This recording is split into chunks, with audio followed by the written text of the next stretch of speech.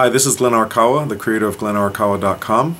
In a recent article on my blog post, on my blog page, I talked about how important it is to have a healthy marriage when you're dealing with an autism spectrum disorder in your family. And I suggested a 5-point formula for building, a very strong, resilient marriage. And it's based off of the word faith, F-A-I.T.H. The F stands for focus on intimacy. The A stands for allow for respite. The I stands for interact with a supportive community.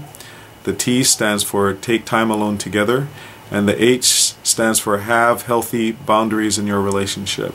I want to break those down for you in a simple way in a few minutes. First of all, focusing on intimacy. What I believe is the most critical thing when we're dealing with intimacy is to make sure you have time every day that you spend in intimate conversation. My wife and I spend about 15 minutes every single day. We make it a point where we talk about our feelings, we talk about some of the things that we're hurt by, we talk about just how our day went and what we experienced, we talk about our dreams. That's intimate conversation when you're really trying to connect with your significant other. The A stands for allow for respite. Allowing for respite means that I need to give my wife some time to go off and be by herself and have some alone time without me or the kids, a time that she can recharge her batteries, because she is the primary caregiver for our children, and especially Asher, our autistic son, and so she really needs time to be able to recharge her batteries, and that's what allowing for respite is. Whoever the primary caregiver is what I'm focusing on, giving them time where they can kind of recharge their batteries. The I is to interact with a supportive community. And with regard to dealing with autism in your family, I believe the best organization nationwide is TACA. It stands for Talking About Curing Autism. The website is www.tacanow.org, and you can find a local chapter of people that are involved in the TACA organization. Okay, where are we? We're at... Okay, take time alone together. Take time alone together has to do with a date night. This is something that we strive to do at least twice a month. And it doesn't have to be a huge deal. It's just getting a sitter, getting somebody to watch your kids. We asked my niece to watch our boys while we go off and have a few hours where we spend time alone. Going out to eat, watching a movie, or doing something like that we enjoy together. And the couples that play together stay together. That's the whole key. And you've heard that before, and it's just taking action and actually making something like that happen. And that'll just totally revitalize and rejuvenate your marriage.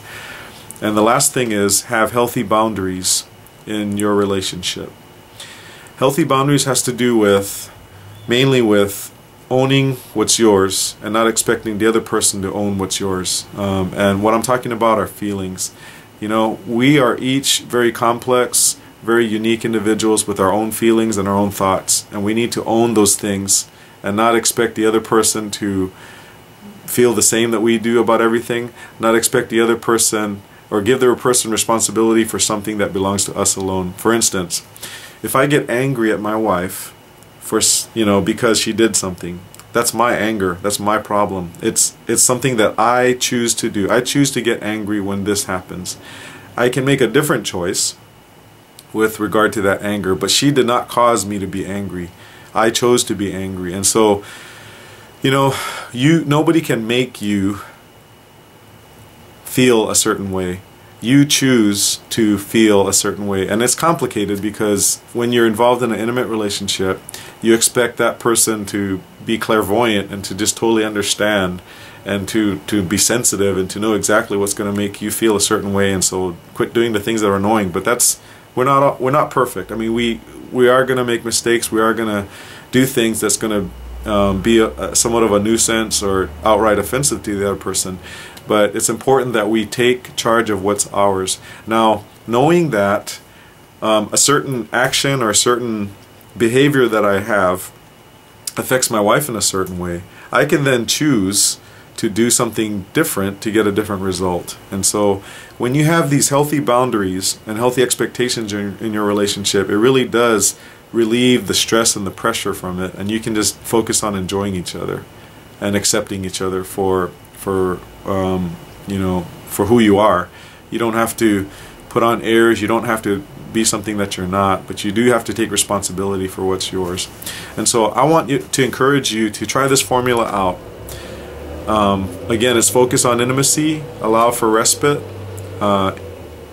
interact with a supportive community, take time alone together, and have healthy boundaries in your relationship. And please feel free to leave a comment on my blog post, and I look forward to interacting with you about this topic. Thanks.